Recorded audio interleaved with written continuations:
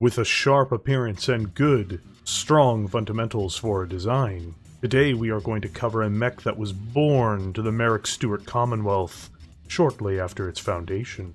In the years after the breakup of the Free Worlds League, this Battlemech would see more war in its short existence than many other combat vehicles might in twice as many decades.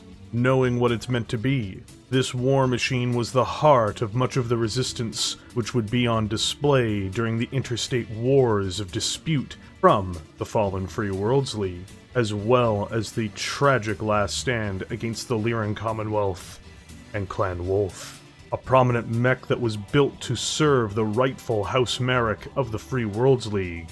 In this video, we are going to talk about another wonder from Earthworks Incorporated, the Anzu. A heavy mech weighing in at 60 tons, the Anzu is a combat-oriented light heavy mech, built to be a very solid platform for multiple weapon systems, and one which has great options. Developed by Earthworks to serve inside of the AMSC, or the Army of the Marik-Stewart Commonwealth, this platform was directly commissioned by House Marik. The real House Marik. Years prior, Thomas Hallis, the fake Thomas Marik, had been exposed as a fraud, and the breakup of the Free Worlds League took place shortly after, with Thomas Hallis, Paul Marik, and Thomas Marik all playing major roles in the final collapse of the state. The Marik-Stewart Commonwealth was the largest, most powerful entity to appear in the aftermath of this tragic breakup, with it being ruled by the Marik-Stewart's branch of House Marik. The Anzu would prove to be a more than capable warrior, fighting against the Regulans and other former Free Worlds provinces in the decades of low-level conflict that would emerge across this space, as well as engaging the incursions on the border disputes with other nearby entities like the Ilkhan Commonwealth and Republic of the Sphere. Sadly, the Ilkhans would invade along with Clan Wolf, led by the misguided desires of Melissa Steiner II. Anson Marik, the Captain General of the Marik-Stewart Commonwealth, would lead his nation in a desperate struggle to survive what is seen as an unprovoked invasion, and would be killed in the process. His death, and the destruction of the state, would see the League come back together, but it would be too late for the Marik-Stewart Commonwealth, and much of its former space became part of the new Wolf Empire, its citizens becoming prisoners and victims on their own worlds. The Anzu would be on the front lines, fighting against this atrocity and malignant action, and though it would fail to stop this tragedy, it would make the enemies of the Marik-Stewart Commonwealth pay a price in steel and blood for their troubles. In the post-war world, these machines would start to be procured and deployed by the new Free Worlds League, as they saw it as a reliable, all-round battlemech. We can only hope that one day the Mariks are restored to power, not only in their own territories, but on the throne of the Captain Generalcy.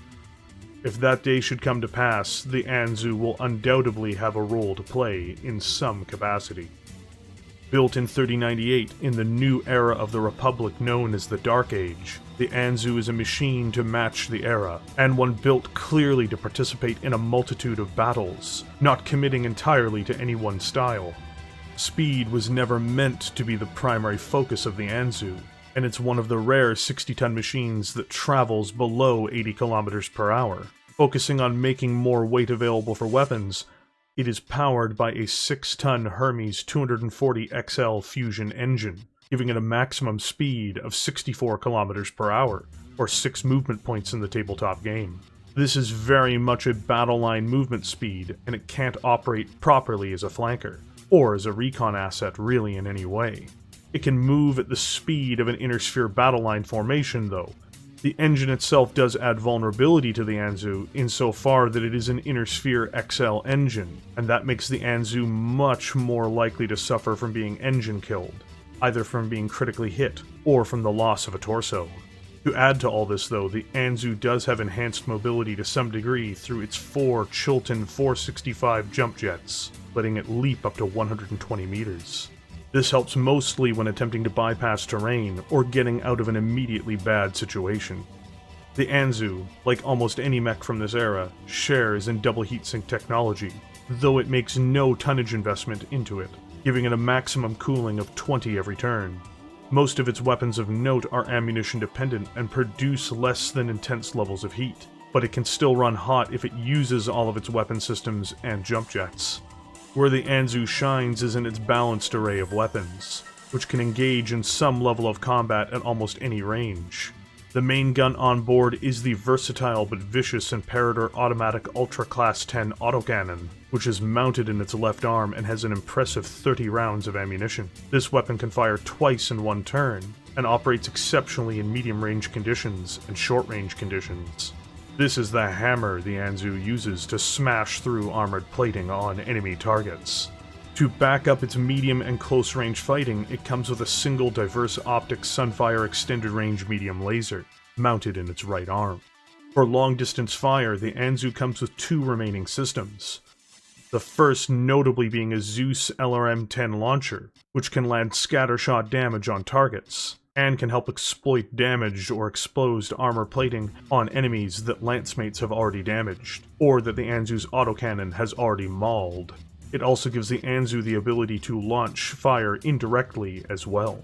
The final weapon on board is a Fusagon short-tooth light particle projection cannon, which comes with a PPC capacitor installed. This energy system can fire out to a fairly long distance, matching that of the original PPC, but doing half the damage for half the heat. The charging capacitor that is on board, however, even if it generates more heat, can boost this light PPC into doing the damage of a normal PPC, giving it a chance to puncture armor more efficiently, though it cannot be fired every turn when using its boosting function. The final system on board for the Anzu is one that is potentially the most destructive, but the least direct. When in battle, allies and assets are extremely important, and to support its compatriots, the Anzu is equipped with a tag system to help allied forces into finding their way to its current adversary.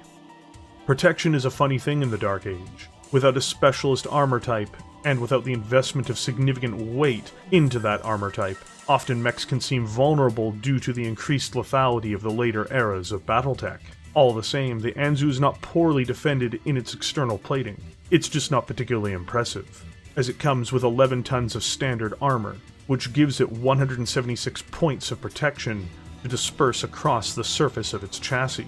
This won't hold out long against concentrated heavy weapons fire from Clan ERPPCs or Gauss rifles, but it is enough to make the Anzu at least weather a few turns of this kind of fire.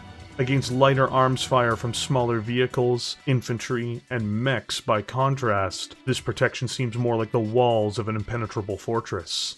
For internal damage mitigation, its ammunition is stored behind the safety of a Case 2 system, which means even if its ammunition is hit, the mech will be able to operate enough to pull back and get to friendly lines for repairs and refits.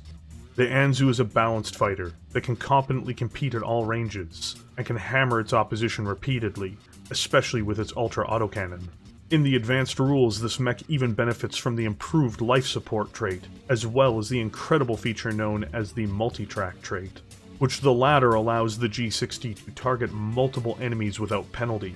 An invention of the Marik-Stewart Commonwealth, and now a frontline battlemech which uses the apex of non-clan technologies deployed inside of the machine. The ZU G60 is a ready, reliable warrior, prepared to fight and win when playing almost any role inside of a diverse battle lance. Another version of the Anzu was built by Earthworks as well, which is directly meant to be deployed with the ZU G60, which is the ZU J70. This machine only changes its weapons arrangement.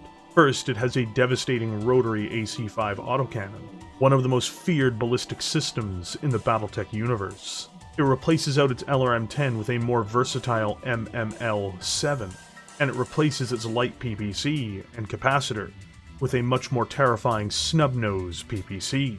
It retains its ER medium laser, and replaces its tag with a small laser. This design is an excellent machine to pair with its original, as together they are a force multiplier. It also means one might not be surprised to see whole lances comprised of Anzu battlemechs. Often, for a mech to truly stand out in Battletech, it has to be monumental in some way.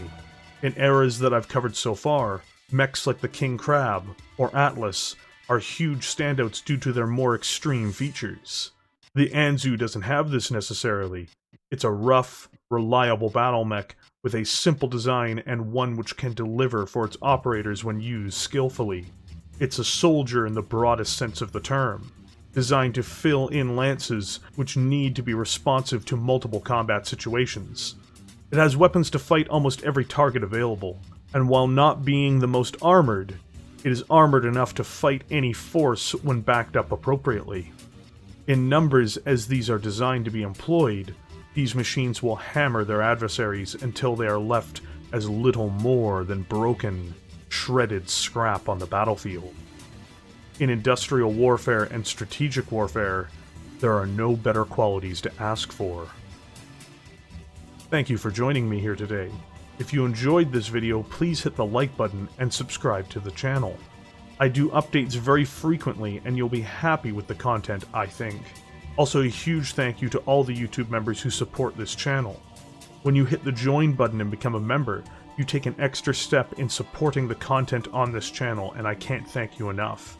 Because this content is only possible because of viewers like you. I should also add that the Anzu was covered because of the votes of YouTube members during our polls last month. And with that, I will see all of you in the comments section below.